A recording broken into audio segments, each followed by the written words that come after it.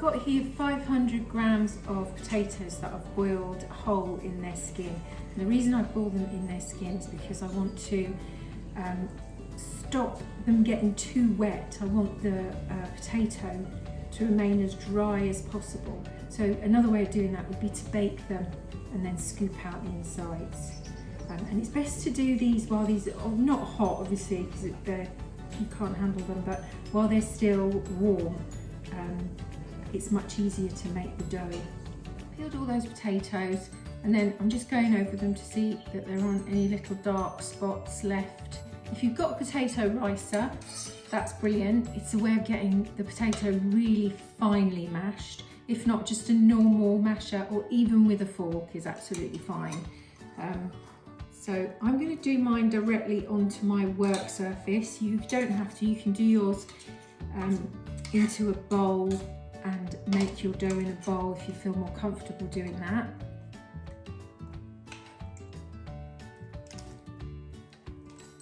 I prefer to do mine on a work surface because I'm more in control of how much flour I use for it.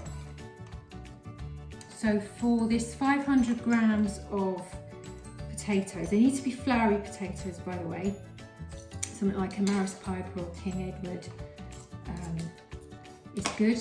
And for 500 grams of potatoes, I'm going to use 150 grams of Type 00 flour, but any plain flour will do for this.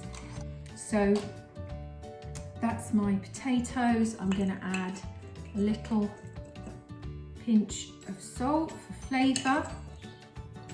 That's 150 grams of plain or Type 00 flour. And then I'm just going to use the yolk of the egg. That's all I need. And then I'm going to use my hand. You can use a fork if you like. And I'm just going to start to mix those ingredients together. And this works much better if you've got warm potatoes. It just seems to come together. Now I'm going to add a little bit of the white.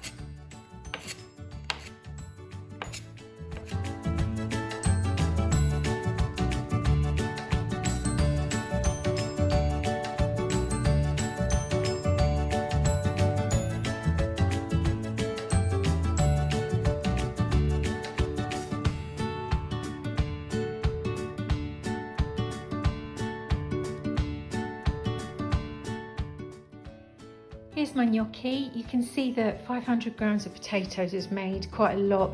That will make 4 quite big portions, 6 smaller portions. You can freeze these as they are on a pan like this, and then once they're frozen, pop them into a plastic bag and then just grab the amount that you want to cook. The great thing about these is that you can see some of them are smaller and some of them are larger, which is what happens when you make them yourself, and it's quite sweet.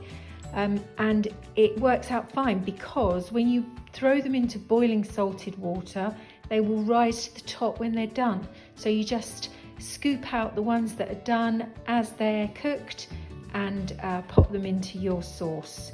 So it's really easy to cook them.